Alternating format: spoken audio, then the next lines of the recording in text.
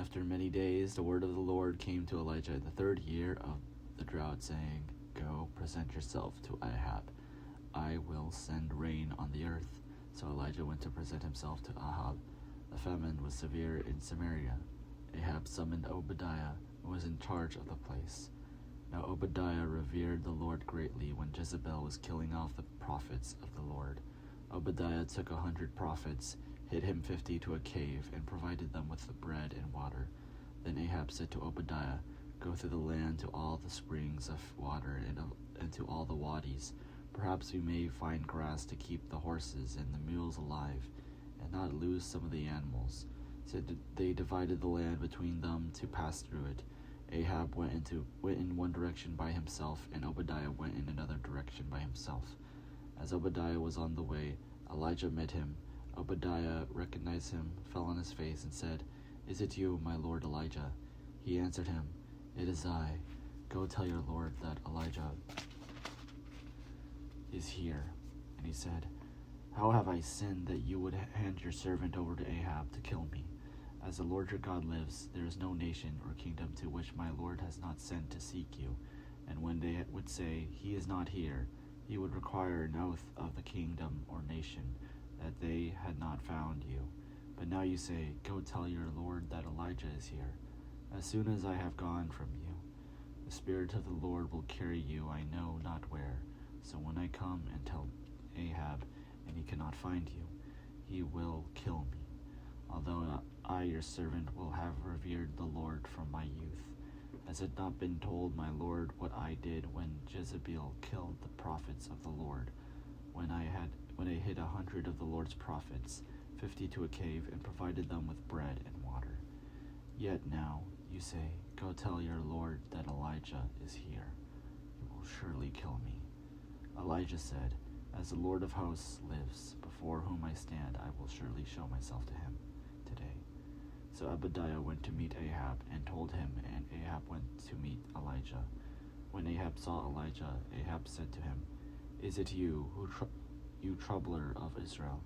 He answered, I have not troubled Israel, but you have and your father's house, because you have forsaken the commandments of the Lord and followed the Baals. Now therefore, have all Israel assemble for me at Mount Carmel with the 450 prophets of Baal, the 400 prophets of Eshitah, who eat at Jezebel's table. So Ahab sent to all the Israelites and assembled the prophets at Mount Carmel. Elijah then came near to all the people and said, How long will you go limping with 2 different opinions? If the Lord is God, follow him. But if Baal, then follow him. The people will not answer him a word. Then Elijah said to the people, I, even I, only am left a prophet of the Lord, but Baal's prophets number 450. Let 2 bulls be given to us. Let them choose 1 bull for themselves. Cut it in pieces and lay it on the wood, but put no fire to it. I will prepare the other bull and lay it on the wood, but put no fire to it. Then you call on the name of your God, and I will call on the name of the Lord. The God who answers by fire is indeed God. All the people answered, Well spoken. Then Elijah said to the prophets of Baal, Choose for yourselves 1 bull and prepare it first, for you are many. Then call on the name of your God, but put no fire to it. So they took the bull that was given them, prepared it, and called on the name of Baal from morning until noon, crying, O Baal, answer us. But there was no voice and no answer. They limped about the altar that they had made. At noon Elijah mocked them, saying, Cry aloud.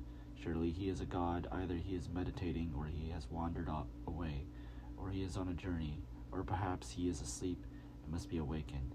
Then they cried aloud, and as was their custom, they cut themselves with swords and lances until the blood gushed out over them. As midday passed, they raved on until the time of the offering of the oblation. But there was no voice, no answer, and no response. Then Elijah said to all the people, Come closer to me. And all the people came closer to him. First he repaired the altar of the Lord that had been thrown down. Elijah took 12 stones according to the number of the tribes of the sons of Jacob, to whom the word of the Lord came, saying, Israel shall be your name. With the stones he built an altar in the name of the Lord. Then he made a trench around the altar, large enough to contain 2 measures of seed. Next he put the wood in order, cut the bull in pieces, and laid it on the wood. He said, "Fill 4 jars with water, and pour it on the burnt offering and on the wood." Then he said, "Do it a second time." And they did it a second time. Again, he said, "Do it a third time." And they did it a third time, so that the water ran all around the altar and filled the trench also with water. At the time of the offering of oblation, the prophet Elijah came near and said, "O Lord, let God of Abraham, Isaac, and Israel, let it be known this day that you are God in Israel, that I am your servant, and that I have done all these things at your bidding. And answer me, O Lord. Answer me, so that this people may know that you, O Lord, are God, and that you have turned their hearts back." Then the fire of the Lord fell and consumed the burnt offering, the wood, the stones, and the dust, and even licked up the water that was in the trench. When all the people saw it, they fell on their faces and said, "Lord indeed is God. The Lord indeed is God." Elijah said to them, "Seize the prophets of Baal. Do not let one of them escape."